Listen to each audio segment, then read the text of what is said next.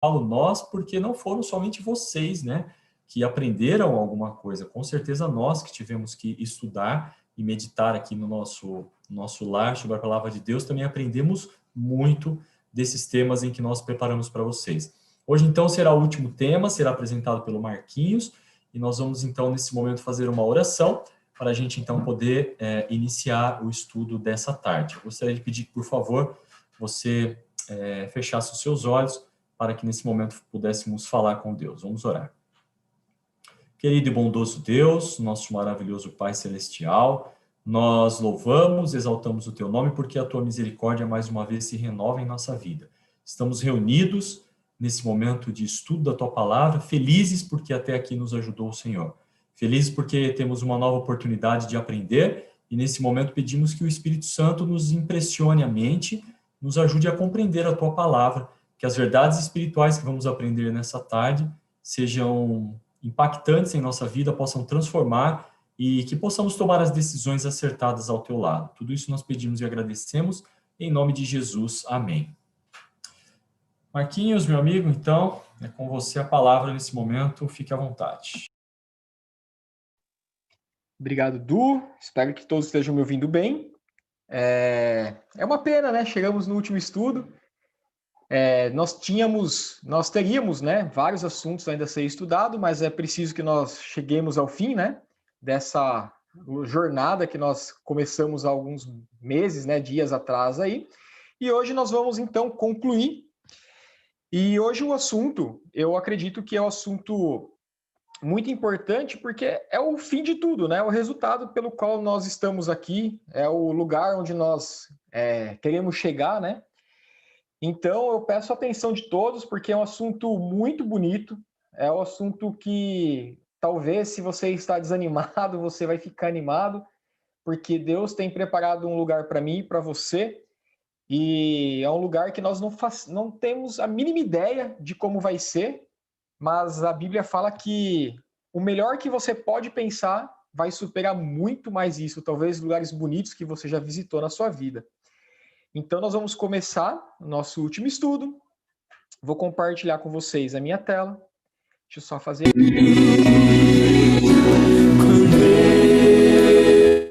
Só um segundinho que eu preciso fechar a música que estava tocando ainda. Um minutinho só. Acho que é esse aqui. Deixa eu tirar a música do computador, porque se tiver, não vai ter problema. Vamos lá. Foi. Muito bem. O assunto de hoje, então, que nós vamos discorrer nesse momento, é sobre o novo céu e a nova terra. Deixa eu perguntar para vocês uma coisa. Vocês já pensaram como que vai ser a sua casa lá no céu? Você já pensou como que vai ser o céu, na verdade? Você já parou para pensar nisso? Porque nós, às vezes, pensamos na nossa viagem, que vamos talvez para uma praia, algum lugar. Nós pensamos nesse destino que vamos, fazemos as malas, planos, olha se o carro está com óleo, tudo certinho, e aí nós partimos para a viagem. A hora que nós chegamos lá é uma felicidade. E o céu? Você já pensou como que vai ser lá? Eu coloquei uma breve descrição para vocês aqui do tema de hoje. A novo céu e a nova terra. Como que será? Vai ser um mundo de paz, sem ódio nem rancor.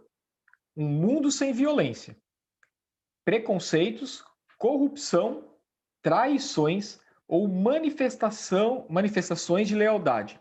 Um mundo sem dor, sofrimento, luto e nem pranto. Um mundo perfeito, onde as flores não murcham e o brilho do próprio Jesus, né, do próprio Cristo, nos aquece e ilumina.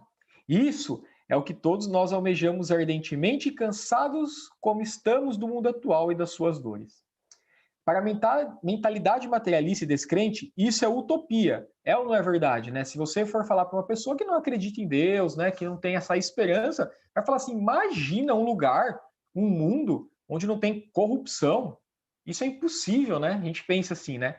Mas a Bíblia, ela fala de uma realidade a nós prometidas e preparadas por um ser que jamais falha. Então, esse lugar para que nós vamos não vai haver nada disso que eu acabei de listar aqui para vocês e outras coisas. E nós vamos ver também o que nós vamos, né, fazer lá. Nós vamos fazer uma viagem ao céu agora. Lógico, né, não literalmente, mas logo, logo isso vai acontecer. E eu quero colocar esse texto para vocês, que é um evento que nós aguardamos, que falta, nós entendemos, né, que falta muito pouco, que é uma promessa de Jesus, né, que ele fala assim: não se turbe o vosso coração. Credes em Deus? Credes também em mim. Na casa de meu pai há muitas moradas. Se não fosse assim, eu vou-lhe teria dito. Vou preparar-vos lugar, e quando eu for e vos preparar lugar, eu virei outra vez e vos levarei para mim mesmo, para que onde estiver, estejais vós também. Essa é o verso, né, João 14, 1-3, é o verso da nossa esperança, é a promessa onde que Cristo ele falou com sua própria boca, são palavras saídas da boca de Cristo, onde ele prometeu que ele iria voltar ao céu, mas que ele voltaria novamente para nos buscar.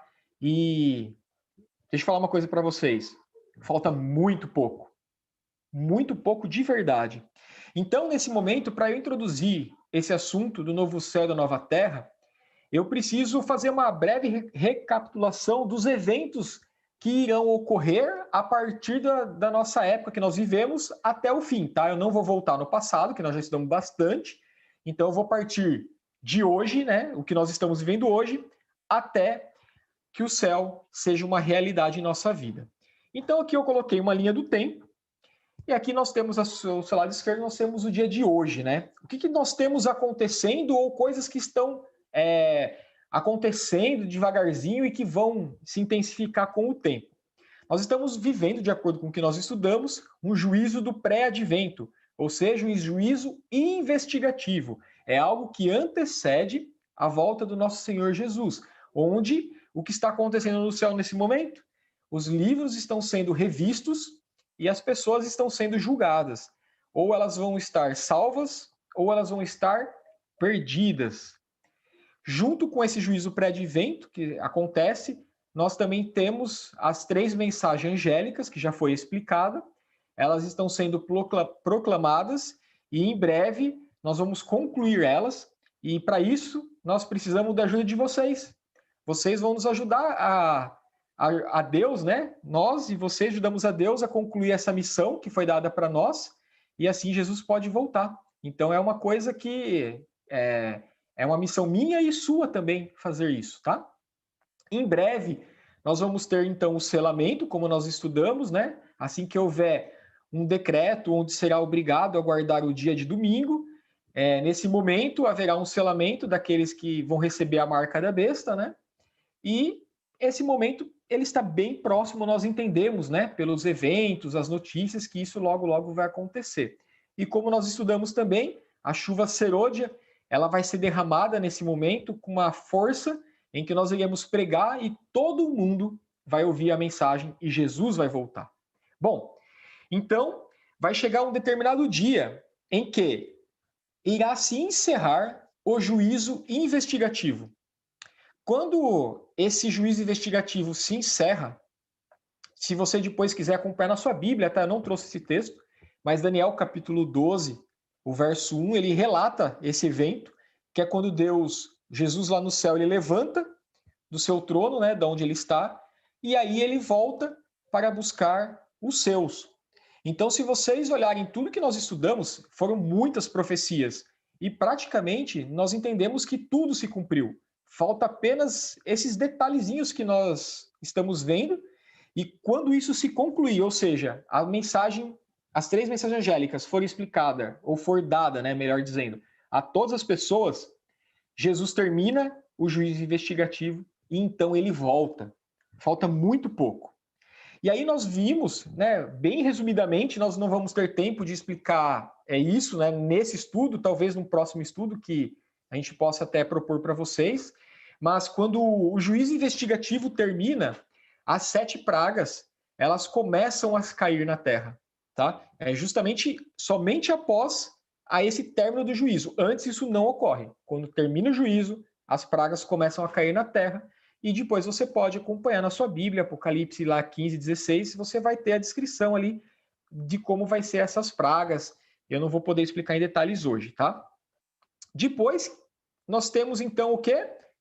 Um período de tempo entre o término do juízo, as pragas. Jesus existe um tempo, né, que isso vai ocorrer, vai ser bem rápido, mas então nós vamos ter a nossa promessa, aquela promessa que Jesus fez em João capítulo 14, ela acontece. E o que acontece na volta de Jesus? Vamos recapitular? Vamos ver se vocês estão bons, se vocês se lembram de memória aí. Foi passado esse estudo. Acontece algumas coisas na volta de Jesus. Os mortos em Cristo, eles ressuscitam. Vocês se lembram disso? Então, ao soar da última trombeta, da voz do arcanjo, é dada uma ordem. E os mortos em Cristo, nesse momento, ressuscitam. O que acontece nesse momento? Bom, aqueles pais que talvez perderam os seus filhos quando criança, bebezinho, né? Nesse momento, essas pessoas, os que estão mortos em Cristo, elas são ressuscitadas. E os anjos, eles vão recolher essas pessoas, e aquela mãe que talvez perdeu o seu filho, o anjo vai até a sepultura, que o filho vai estar ressuscitado, e vai levar e entregar no colo da sua mãe aquele filho que ele tinha perdido. E você, eu não sei. Eu perdi o meu pai há alguns anos, né? Uma coisa é você ver quando perde pessoas perdendo familiares, é uma coisa. Mas quando você perde alguém que você ama, aí a coisa é um pouquinho mais difícil para você lidar com esse tipo de situação. E nesse momento, se essa pessoa que você perdeu, ela morreu em Cristo, ou seja, aceitou a Jesus, e você talvez pode pensar assim, mas será que meu avô, meu pai aceitou? Nós não temos como saber isso. O que nós sabemos é que Deus ele vai julgar as coisas de forma muito justa.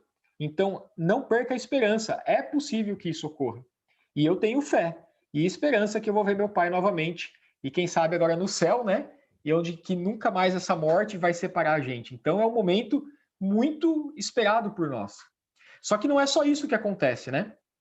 Os vivos que aceitaram a Jesus, nesse momento, eles são transformados, eles se unem a essas pessoas que ressuscitaram, e então encontram com Jesus nos céus, nos ares, e aí nós começamos a nossa jornada e vamos conhecer o céu. É verdade, nós vamos conhecer o céu.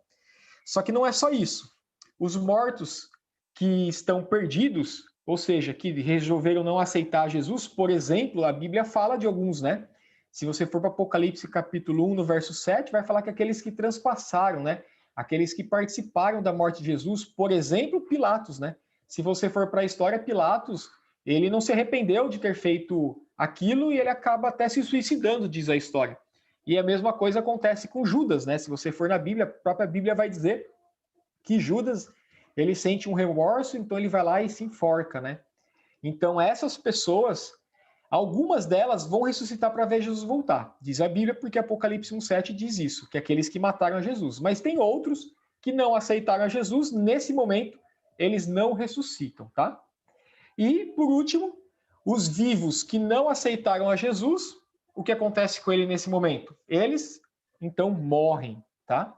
E eles morrem e se juntam a esses perdidos que já estão mortos. Isso é o que acontece, então, nós estudamos no evento da volta de Jesus. E aí nós entendemos que, quando Jesus volta, tudo isso acontece e inicia-se o milênio, de acordo com Apocalipse capítulo 20, onde nós vamos passar 1000 anos no céu, fazendo o quê? Um juízo também, só que nós chamamos um juízo de comprovação. Ou seja, vamos supor que você chega no céu e você não me encontra lá.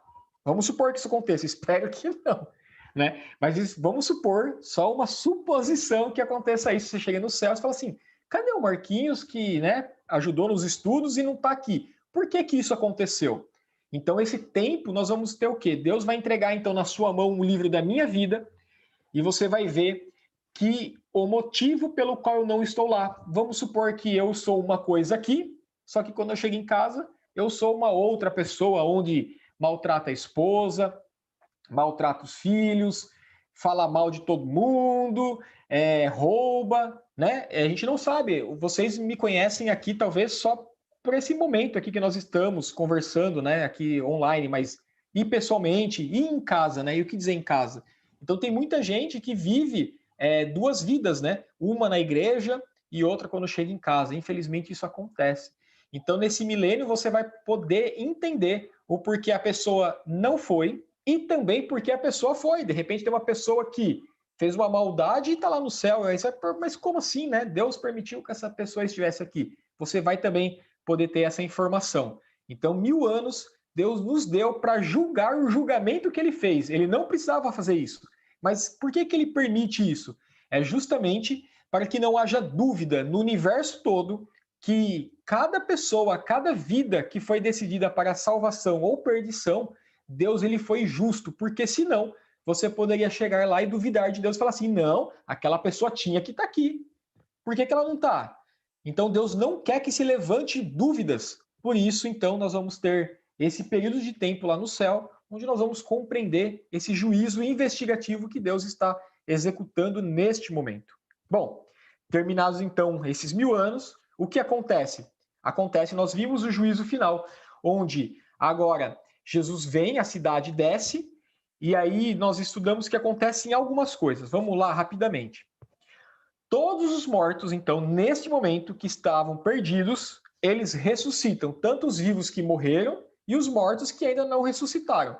Então, imagina aí, quantas pessoas vai ser? Nós vimos isso num dos estudos.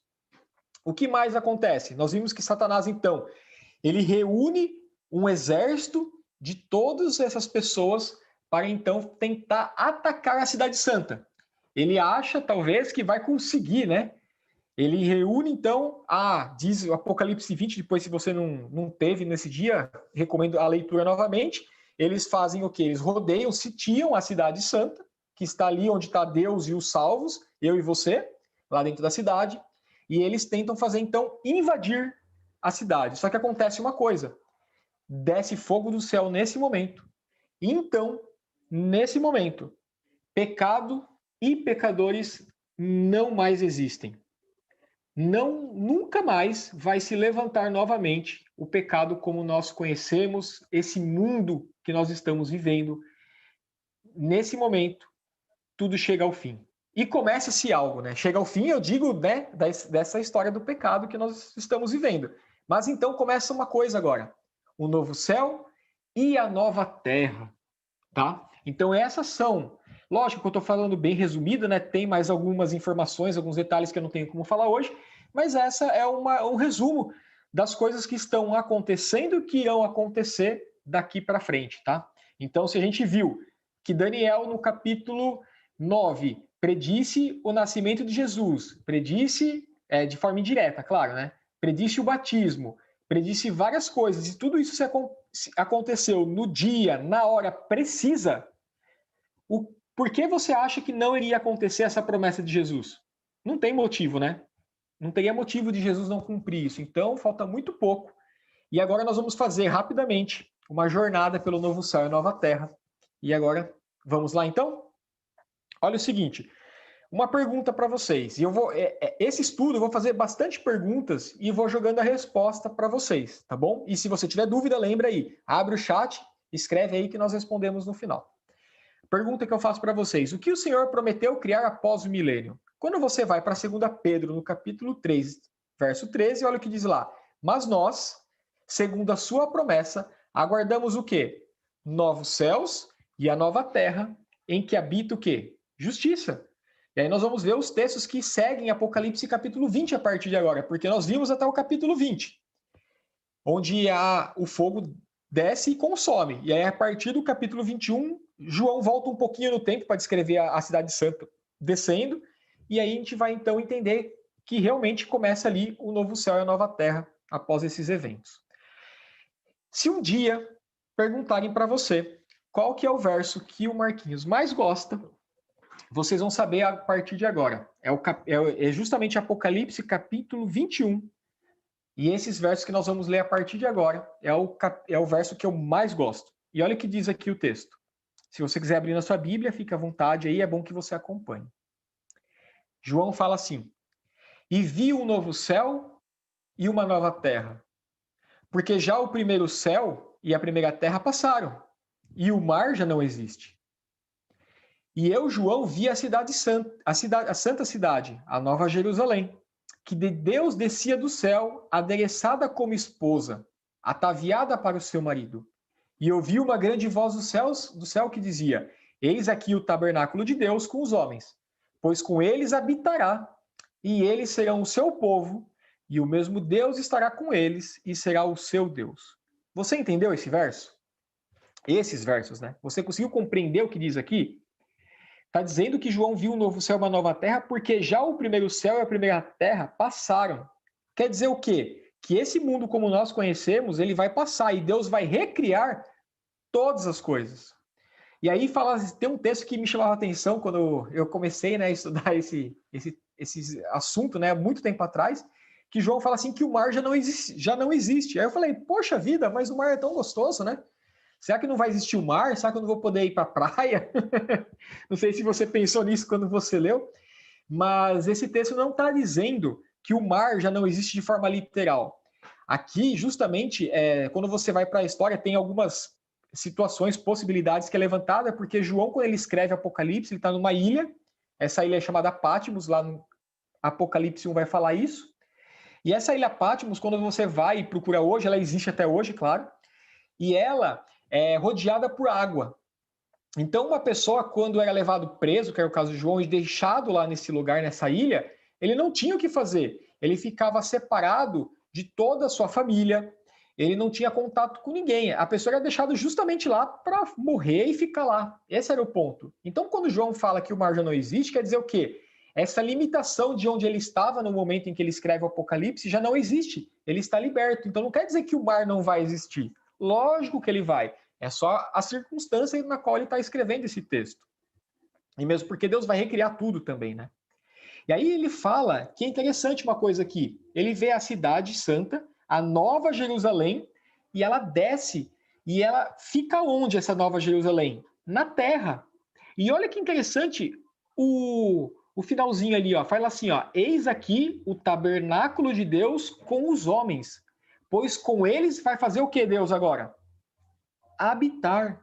Ou seja, o centro do universo vai ser transferido para onde? De acordo com esse texto? Para a nossa terra. Nós vamos ter aqui o trono de Deus. Nós vamos ter a presença de Deus conosco. Vocês conseguem imaginar a grandiosidade disso? Vocês conseguem entender isso? Que Deus ele vai sair de lá, no céu onde ele está, e o novo céu, a nova terra que ele cria, a Jerusalém desce, e o novo lugar de morada de Deus vai ser aqui. Vocês conseguem ver isso? Porque, infelizmente, né, nós somos os que pecaram, né? Na Bíblia, a gente consegue entender que tem outros mundos que Deus criou e que não cederam à tentação, aí não caíram, mas nós fomos os únicos. E então o trono de Deus vai ser transferido aqui para a terra. E olha o que acontece na sequência do texto. Deus fala assim, ó: E Deus limpará de seus olhos toda lágrima. Não haverá mais morte, nem pranto, nem clamor e nem dor, porque já as primeiras coisas são passadas. E o que estava sentado sobre o trono disse: Eis que faço novas todas as coisas. E disse-me: Escreve, porque essas palavras são verdadeiras e fiéis. E disse mais: Está cumprido. Eu sou o Alfa e o Ômega, o princípio e o fim. A quem quer que tiver sede de graça, lhe darei da fonte da água da vida. E quem vencer, herdará todas as coisas. E eu serei o seu Deus, e ele será o meu filho. Nesse momento, meus amigos e irmãos, dor, doenças, depressão, perda de pessoas. Eu não sei o que você está passando nesse momento, mas esse estudo é para que você tenha ânimo, porque Deus prometeu que isso que você talvez esteja, essas dificuldades que você esteja vivendo, ela vai acabar. Não vai ter mais isso não. Nesse lugar que nós vamos, não vai ter mais nada disso. Vai ser um lugar de plena felicidade, assim como Deus ele quis fazer no começo, lá no Jardim do Éden, quando colocou Adão e Eva. Nós vamos voltar naquela situação em que tudo vai ser perfeito. Eu não sei qual que é a nossa altura, como que vai ser precisamente te falar, a cor da pele, eu não sei esses detalhes, porque a Bíblia não revela e também não é importante para nós sabermos isso. O importante, sabe o que é? É você estar lá. Depois desses detalhes, você vai ter, sabe quanto tempo para descobrir com Deus? A eternidade. Ou seja, o resto da sua vida que não tem fim. É até difícil falar, né? Resto da vida, mas não tem resto, né? Não tem fim. É muito complexo isso. Mas essa é a verdade, é o que vai acontecer e falta pouco. Então, se você está passando por dificuldades, não desista. Não desista, porque falta pouco e tudo isso vai ter fim. Só que a continuação desse texto vai começar a dar alguns detalhes importantes. Quem que vai ficar de fora da cidade? Ou seja, quem que não vai entrar? Aqueles que não aceitaram Jesus, óbvio, já falei isso. Mas quem são esses, né? Como que a Bíblia classifica essas pessoas, tá? Quem seriam elas, né? A Bíblia fala. Apocalipse 21, a continuação do texto no verso 8 vai falar assim, ó: "Mas quanto aos tímidos e aos incrédulos, aos abomináveis e aos homicidas e aos que se prostituem e aos feiticeiros e aos idólatras e a todos os mentirosos, a sua parte será no lago que arde com fogo e enxofre, o que é a segunda morte." Aqui tá, e tem mais um texto que fala sobre isso. Apocalipse 21, 27 também fala: "E não entrará na cidade coisa alguma que contamine e cometa abominação e mentira." Vocês conseguem ver que mentirosos e mentira, ela está se repetindo isso? Parece que a gente não dá muito valor, né, para isso, mas a Bíblia fala sobre isso. E olha esse texto aqui, ó. 1 Coríntios 6, 9 e 10, que também completa o que nós estamos vendo. "Ou não sabeis que os injustos não herdarão o reino de Deus? Não vos enganeis, nem os impuros, nem os idólatras, nem os adúlteros, nem os efeminados, nem os sodomitas, nem ladrões, nem avarentos, nem bêbados, nem maldizentes, e muito menos roubadores herdarão o reino de Deus."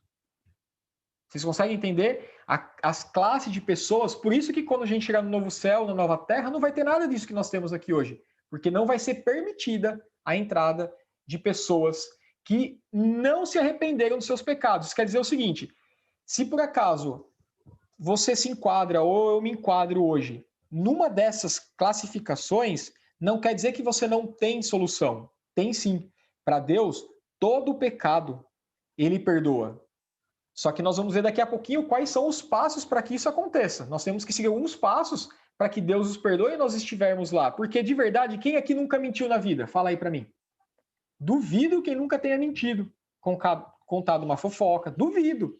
Então, se a gente for parar e olhar no pé da letra, a gente não entraria no céu.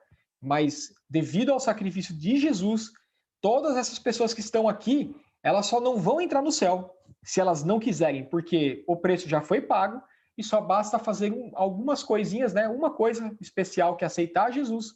Então, todos poderão ir para o céu. Só que alguns não vão aceitar, infelizmente. A Bíblia fala que nem todos vão aceitar. Todos são chamados, mas são muito poucos os que escolhem realmente se arrepender e mudar de vida, tá? Então não se preocupa. Se você falar assim, nossa, então eu não vou para o céu. Calma, não é bem assim.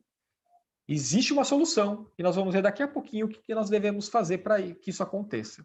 Bom, o que a Bíblia então nos fala sobre como será esse lugar que nós estaremos indo logo logo? Isaías capítulo 65, a partir do verso 17, vai dar algumas descrições e eu vou rapidamente ler aqui e nós vamos pegar alguns pontos. E olha que interessante como começa o verso 17.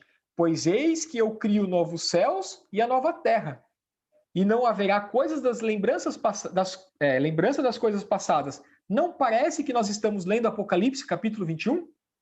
Não parece que as palavras são semelhantes? E não é à toa. Todo o Novo Testamento foi realmente baseado no Velho. E essas palavras do Novo Testamento, com certeza João, ele extrai daqui essas coisas. Então não era uma coisa totalmente novidade, não, era uma promessa já desde muito, muito antigamente, vamos dizer, né? E aí ele fala assim, ó, ele cria novo céu, nova terra, onde não vai haver lembrança das coisas passadas, jamais haverá memória delas, mas vos folgareis e exultarei perpetuamente no que eu crio, porque eis que crio para Jerusalém alegria e para o seu povo regozijo. Ou seja, o lugar que Deus tem preparado é um lugar muito bom. E eu exultarei por causa de Jerusalém e me alegrarei no meu povo. E nunca mais se ouvirá nela nem voz de choro, nem voz de clamor. De novo ali Apocalipse 21 aqui, sendo falado por Isaías muito tempo antes, muito tempo. E olha o que diz aqui que algumas atividades, né? Eles edificarão casas e nelas habitarão. plantarão vinhas e comerão o seu fruto. Então, você está me falando que nós vamos ser agricultores lá no céu? Ou aqui na nova terra, né? É isso mesmo, nós vamos fazer isso, porque se você voltar em Gênesis, no capítulo 2, qual era a ordem que Deus deu ali para Adão? Que ele tinha que fazer o quê? Lavrar, cultivar e guardar a terra. Nós vamos então restaurar esse trabalho que era desde lá do começo. Então, deixa eu falar uma coisa para vocês. Trabalho é uma coisa instituída por Deus, é de Deus trabalho. É lógico que depois do pecado as coisas ficaram complicadas, mas o trabalho, ele existe. Então, você não vai ficar lá no céu. Às vezes tem gente que pensa assim, o céu, eu vou ganhar algumas asinhas, né? E vou ficar ali o tempo todo ajoelhado, orando e falando com Deus e vai ser uma coisa sem graça. Não, não vai ser sem graça não, gente.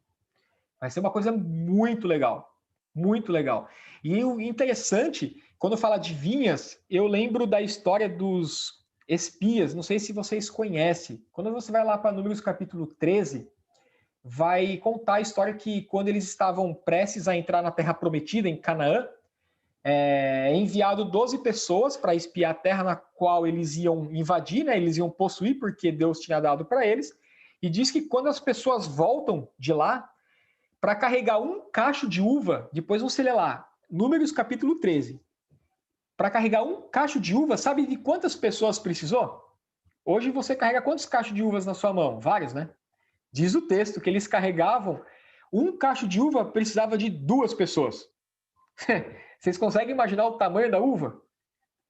Imagine, e fala lá também que eles trouxeram figos que eles colheram nessa terra que eles passaram a conhecer, né? E lá no céu nós vamos conhecer. Isso porque já tinha passado muito tempo do pecado, hein? Imagine como que era lá no Éden. Como que não eram essas frutas. Você vai conhecer e talvez frutas que você nunca comeu. E vai ter o gosto perfeito. Não vai ser como hoje que você compra ali a maçã e tá tudo com bicho. Você come lá a goiaba e tem uma larva lá no meio. Não vai ter nada disso. Vai ser perfeito. Vocês conseguem compreender isso? Vai ser muito legal. E ela continua, o texto continua falando, né? Não edificarão para que outros habitem, e não plantarão para que outros comam, porque a longevidade do meu povo será como a da árvore, e os meus eleitos desfrutarão de todas as obras das suas mãos.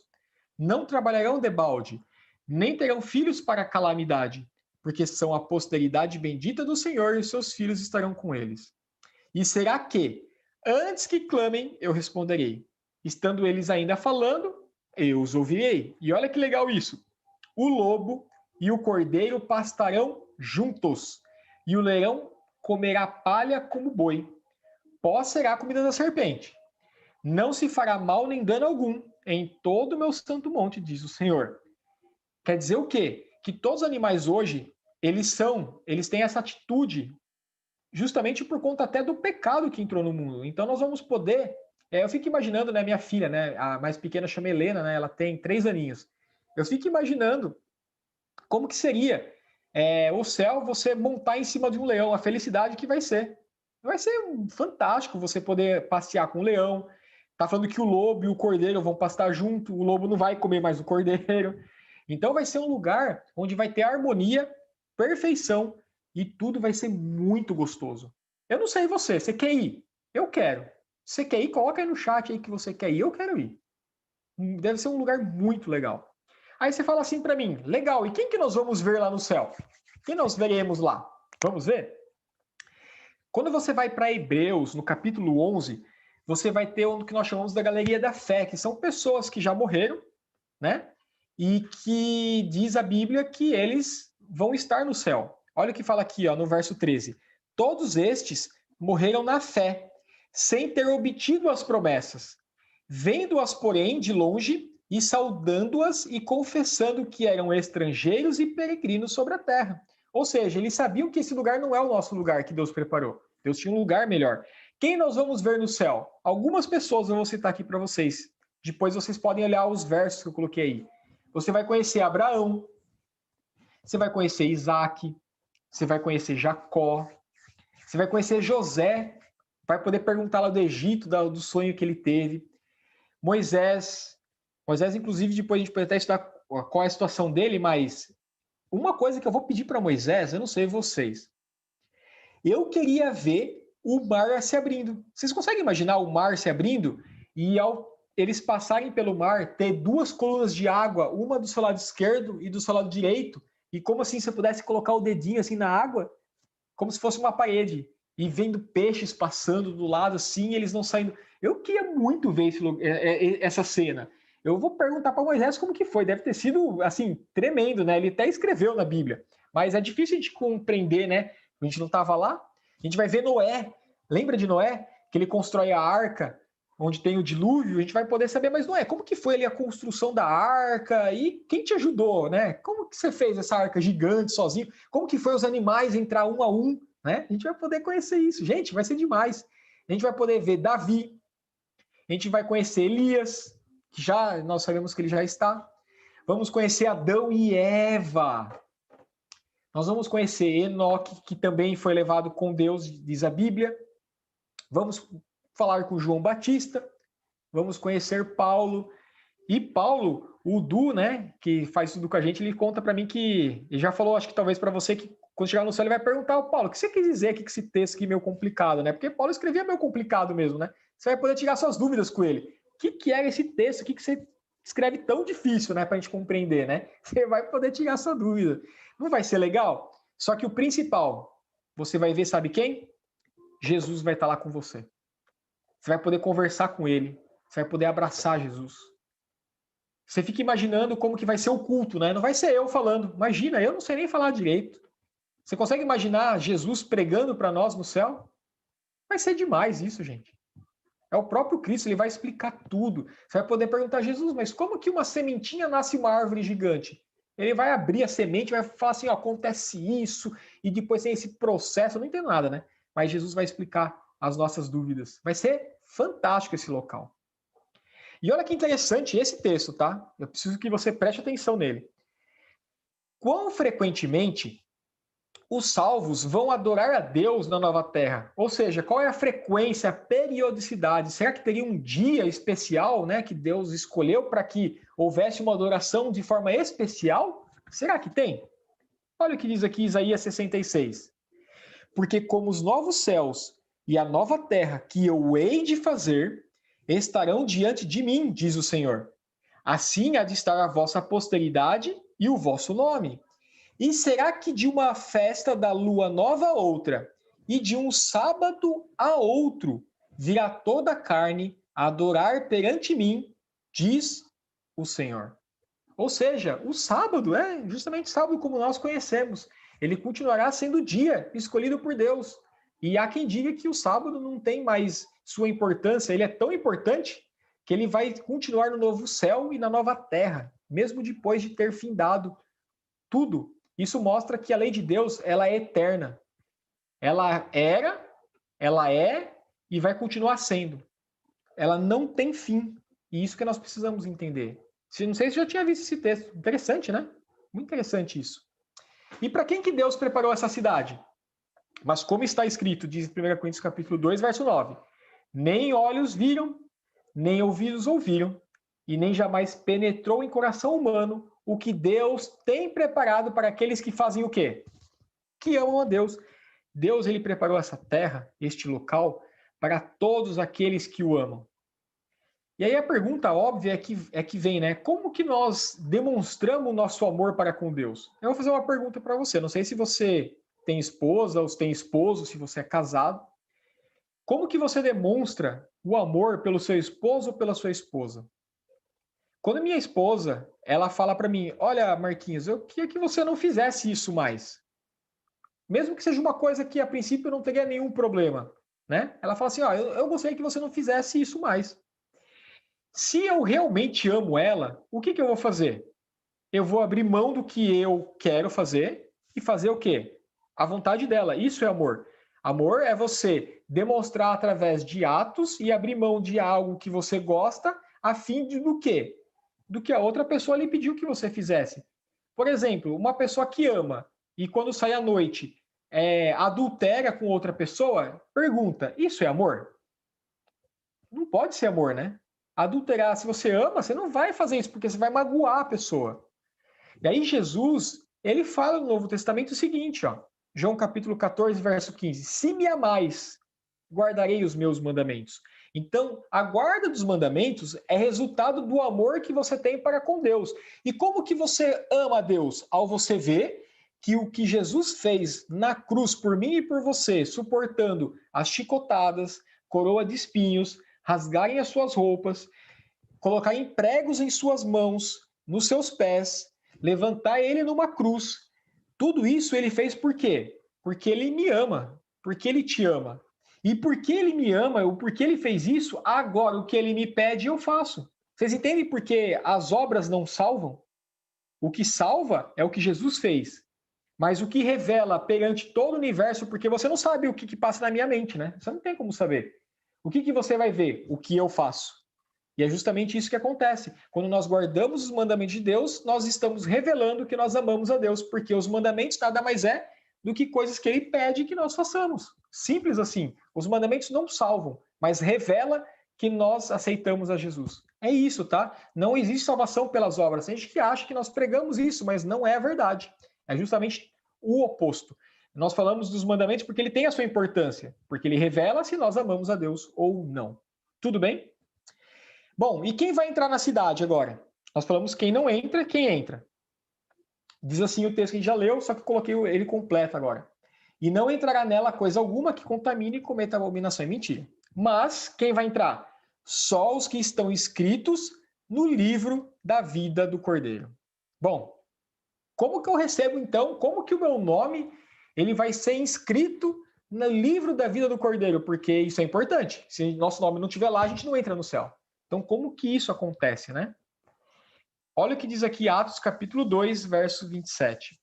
Ouvindo ele estas coisas, compungiu-se-lhe o coração e perguntou a Pedro e aos demais apóstolos: o que faremos então, irmãos? Ou seja, Pedro vai lá, prega, falam que eles têm, né, aceitar Jesus, tudo, aí as pessoas falam assim, tá, eu entendi que eu tenho que guardar os mandamentos, aceitar o sacrifício de Jesus, mas assim, o que nós fazemos agora? O que eu faço? Estou perdido. Qual é o próximo passo? Agora vem a resposta. Primeiro passo, está na continuação do texto. Respondeu-lhes Pedro, pela pergunta que fizeram, arrependei-vos. O verso continua, daqui a pouco eu vou completar o verso. Mas o primeiro passo, quando nós entendemos tudo, todos esses estudos que nós tivemos, esses 18 estudos, incluindo de hoje, nós entendemos que o primeiro passo é fazer o quê? Nos arrepender. Se nós um dia cometemos algum mal, se nós fizemos algo que Deus não se agrada, se nós fizemos algo que não é da vontade de Deus, a primeira coisa é se arrepender. Aí a pergunta vem na sua mente e vem na minha. O que é arrependimento? Não é verdade? Porque se você for para Pilatos ou para Judas, será que eles se arrependeram do que eles fizeram?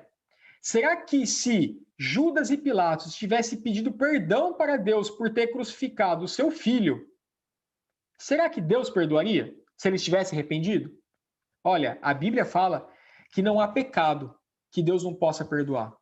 Se eles tivessem realmente se arrependido do que eles tivessem feito, do que eles fizeram, Deus perdoaria. Mas então o que aconteceu com eles? Aconteceu uma palavrinha que nós usamos no português chamada de remorso. Remorso é o quê? Poxa, eu não deveria ter feito aquilo. Mas você fica com esse remorso com o medo do quê? Das consequências. Por exemplo, se uma pessoa que rouba, a consequência é ser presa. Quando ela vai para a cadeia, ela pode estar arrependida ou com remorso. Qual a diferença? O remorso é o seguinte: bom, se eu não fosse preso, eu continuaria fazendo. O arrependimento é, poxa, eu fiz isso e eu causei tristeza em outra pessoa. Eu acabei com a vida de outra pessoa. Então eu não vou fazer mais.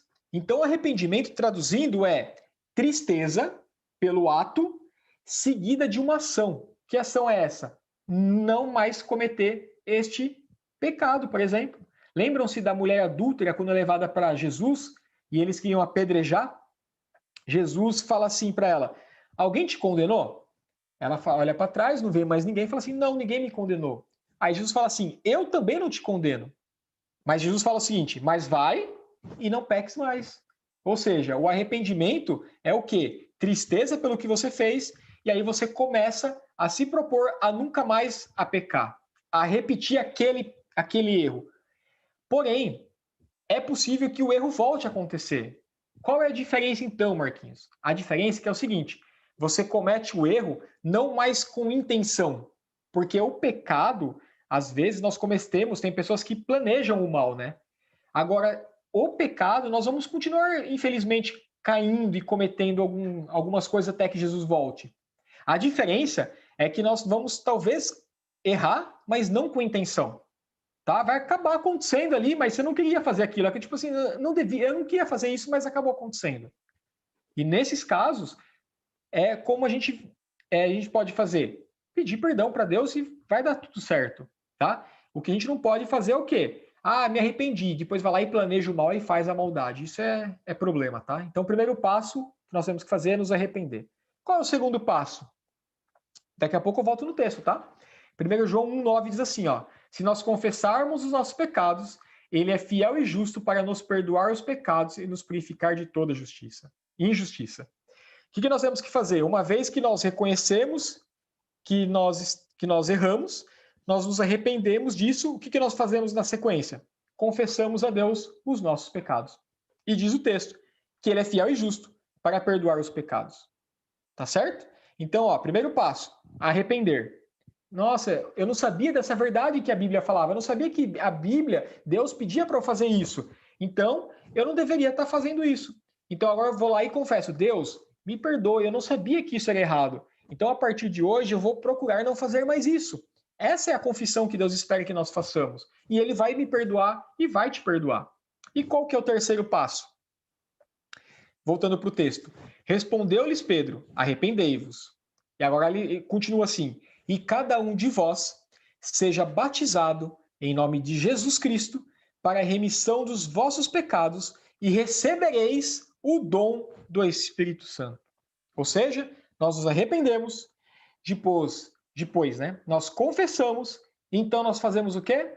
Nós somos o quê? Batizados em nome de Jesus, para que o perdão dos nossos pecados eles sejam completos nesse momento. E olha que interessante esse texto. Em que momento que você recebe o dom do Espírito Santo? Quando ele acontece? É quando você fala em línguas, como alguns falam? Não. O texto está falando que assim que você é batizado, você recebe o dom do Espírito Santo. Não é essa coisa que alguns lugares ensinam. Isso está equivocado, tá? A Bíblia fala que é no momento do batismo, em que você é batizado, você sim já recebe o Espírito Santo. Não é depois, não é com essas manifestações que nós não chegamos a estudar. Quem sabe um dia a gente pode fazer esse estudo, tá? Mas é importante que você tenha esses 3 passos em mente. Primeiro, arrependimento. Segundo, confissão. Terceiro, ser batizado em nome de Jesus. Tá claro? Se não tiver, joga a sua pergunta aí que daqui a pouco a gente responde. Então, se nós temos que ser batizado, qual é a forma correta de batismo, né?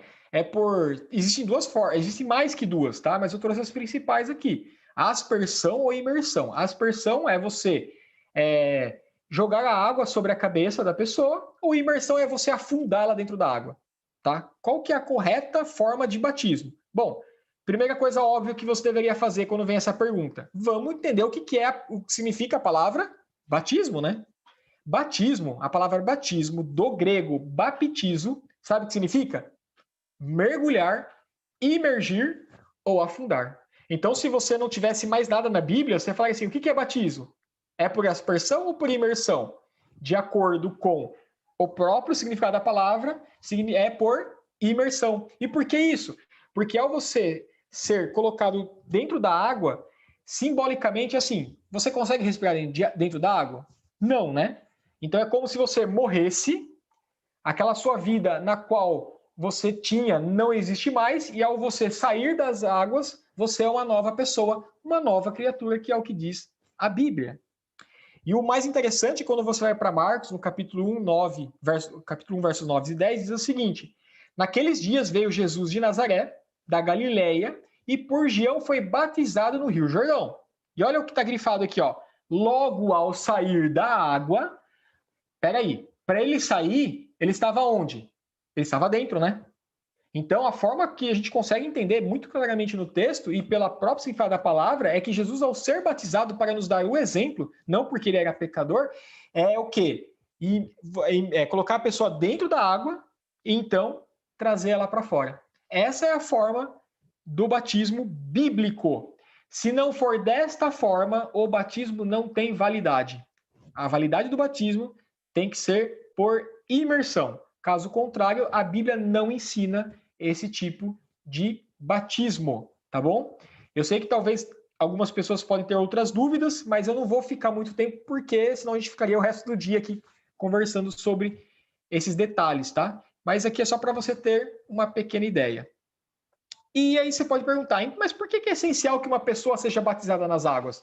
Por que isso tem que acontecer? Olha lá a resposta.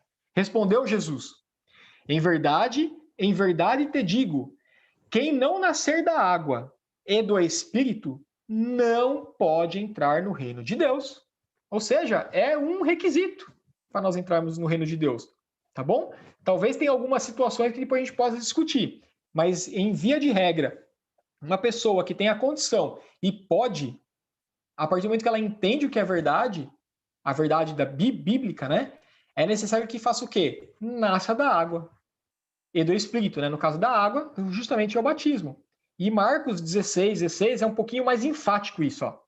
Quem crer e for batizado será salvo. Quem, porém, não crer será condenado, tá?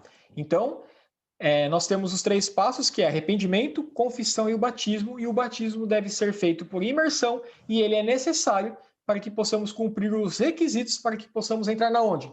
No céu. Ficou claro para vocês?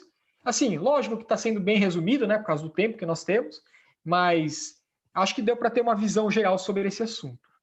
Bom, e aqui eu já estou caminhando para o encerramento do estudo de hoje, que fala assim: quando Paulo ele entendeu algumas coisas, olha a pergunta que é feita. Ó. O que Paulo foi orientado a fazer quando entendeu o plano da salvação? Ou seja, Paulo, aquele que você conhece, o maior evangelista que teve ali, né, no Novo Testamento. Quando Paulo entendeu o plano de salvação, o que falaram para Paulo fazer? O que Paulo tinha que fazer? Olha o que o texto fala. Depois você pode ler os versos anteriores, que é o texto, tá? Não está fora de contexto, não. Pode ler depois. E agora, por que te demoras? É uma pergunta que foi feita para Paulo e eu faço para você. Por que te demoras? Levanta-te, recebe o batismo e lava os teus pecados invocando o nome dele. E depois você vai ver que Paulo, então, ele é batizado. Justamente, Paulo é batizado. E a pergunta que é feita para ele, eu faço para você agora. Por que te demoras? Às vezes, será que nós vamos ter uma outra chance amanhã? Será que Deus ele vai esperar um pouquinho mais até que eu mude, eu faça algumas coisas? Por que adiar isso? Por que adiar? Olha o que diz aqui, ó. Porque ele diz: eu te ouvi no tempo da oportunidade e te socorri no dia da salvação. Eis agora o tempo sobre modo oportuno. Eis agora o dia da salvação. Quando é que nós devemos aceitar tudo isso? É hoje, não é amanhã.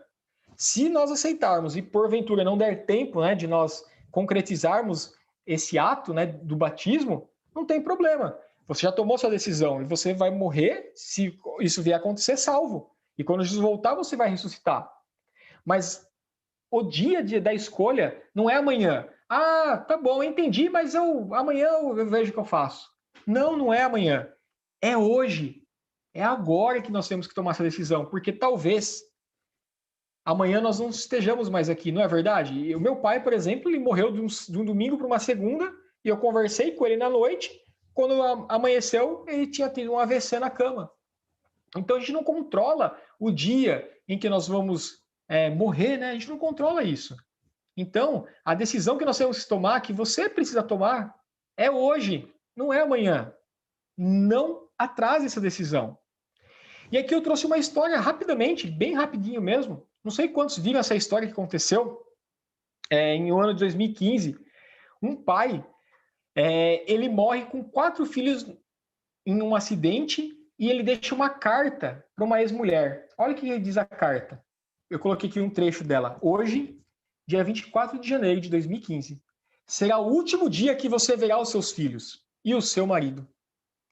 Depois você pode ler, procurar na internet toda essa história que aconteceu. Resumidamente, houve uma briga do casal, né, em que tinha uma situação ocorrendo ali no matrimônio, que não vem ao caso ficar falando agora, mas esse homem, ele decidiu fazer um bilhete e ele falou o seguinte para a mulher: olha, hoje vai ser o último dia que você vai ver os seus filhos e os seus maridos. E sabe o que aconteceu? Diz, se você ler a reportagem, eu coloquei o link aí em cima, que depois você pode entrar, tá? Diz que ele saiu então, pegou o seu carro, e quando ele encontrou uma carreta, ele entrou embaixo da carreta, e olha o que aconteceu com o carro. Totalmente destruído. Nesse mesmo dia, morreu ele e os seus 4 filhos. Querem ver os filhos dele? Ah, aqui é uma cena do velório. Olha o tamanho dos caixões. Você consegue imaginar essa cena? Um pai que sai e mata as crianças, os filhos. Olha que situação.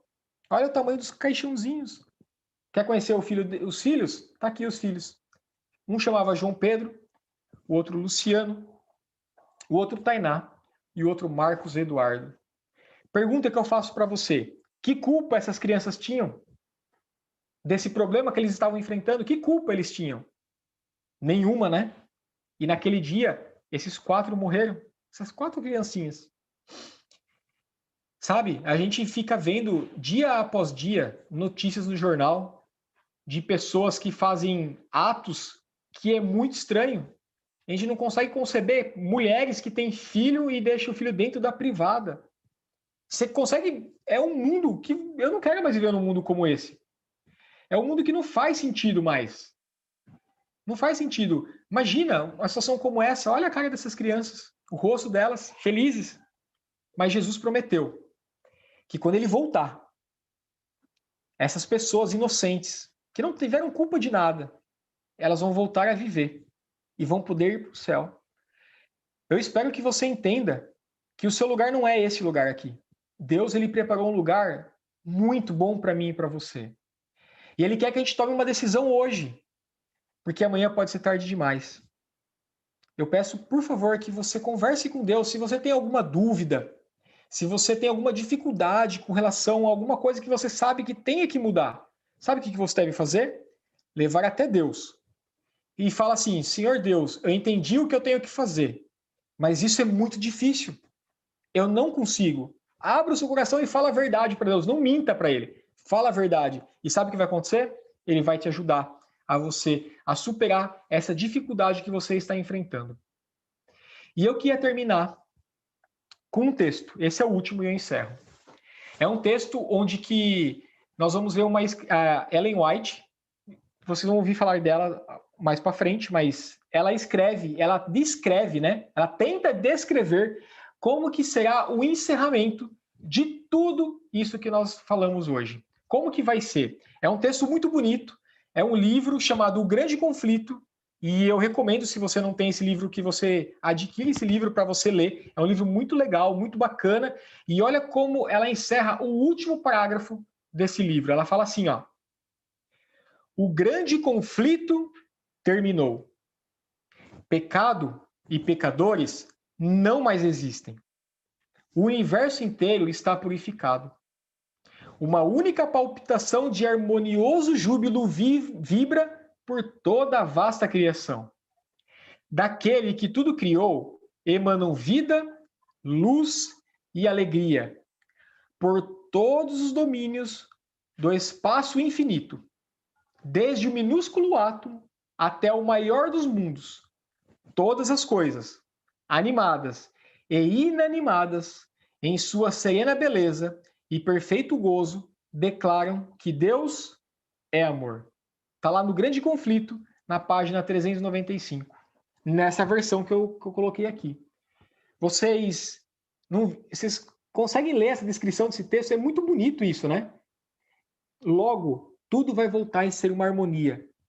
Esse mundo, essas dificuldades que você tem hoje, tudo isso vai acabar. Não vai ter mais morte, não vai ter mais nada disso. Então eu faço um apelo para você.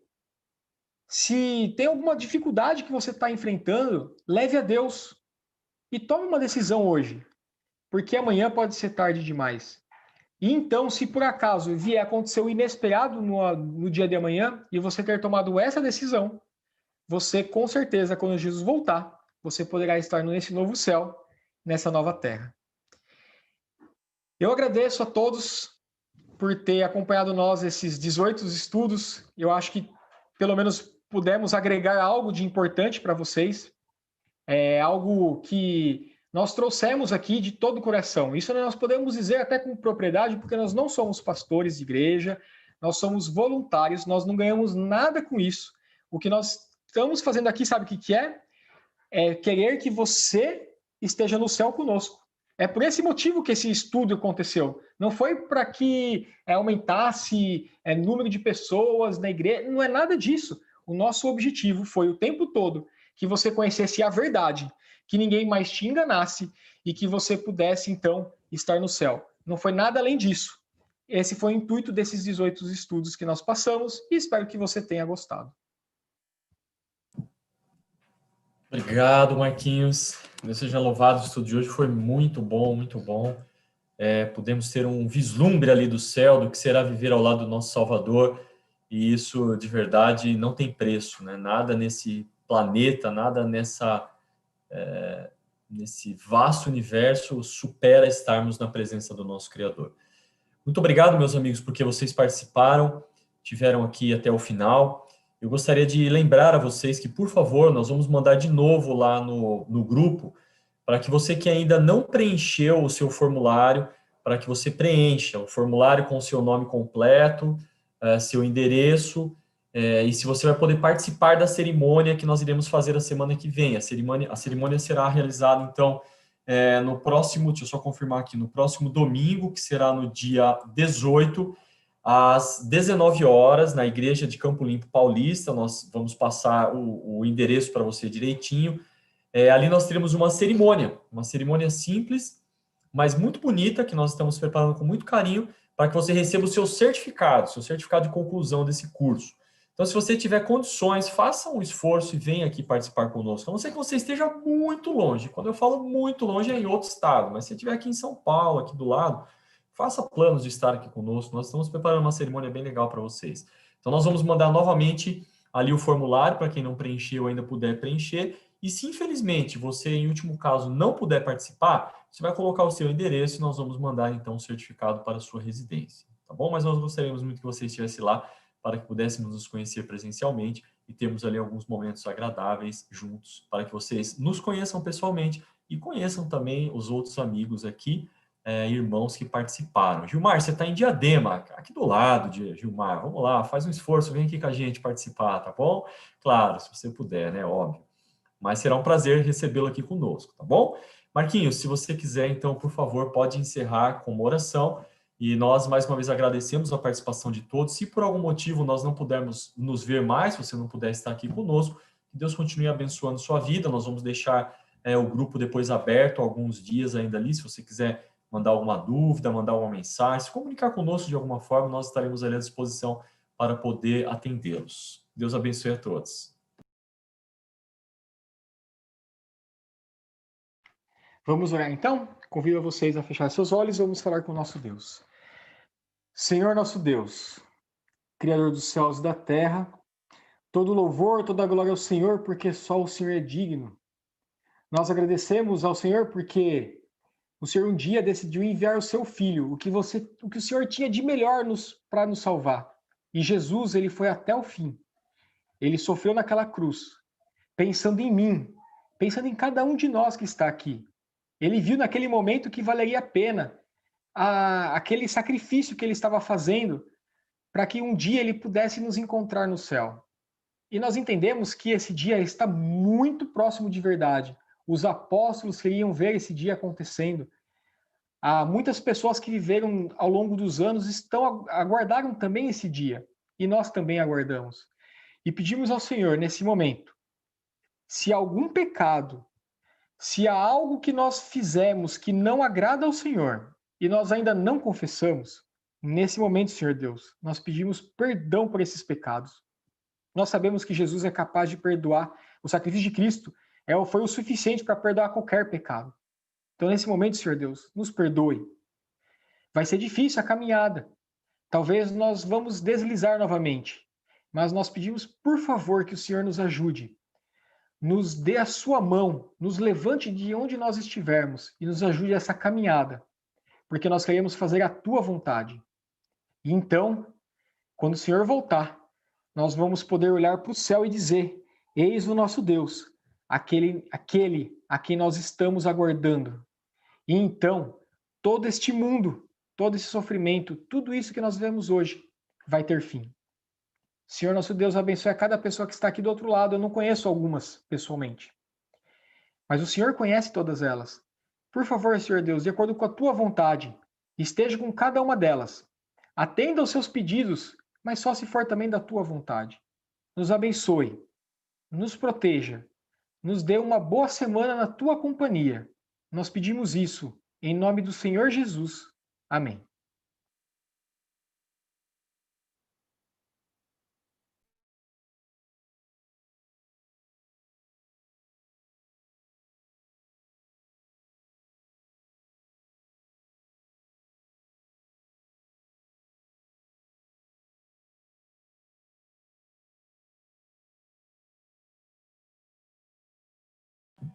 Queridos, nos vemos então no próximo domingo aí, tá bom? Deus abençoe a todos, uma ótima semana, fiquem com Deus. Até mais.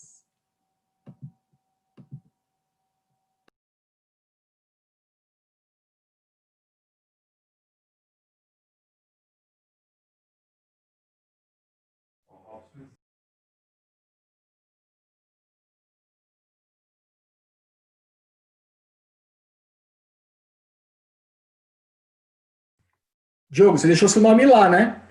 Porque todo mundo vai receber o certificado, tá? Não esquece não. Quem tá indo aí, ó, manda o nome, que dá tempo de fazer o certificado, tá?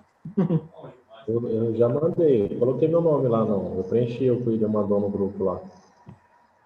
Eu vou estar lá também, já confirmei minha Legal, legal. Gostei de ver aí, Gilmar. Até domingo, é isso aí. Muito bom.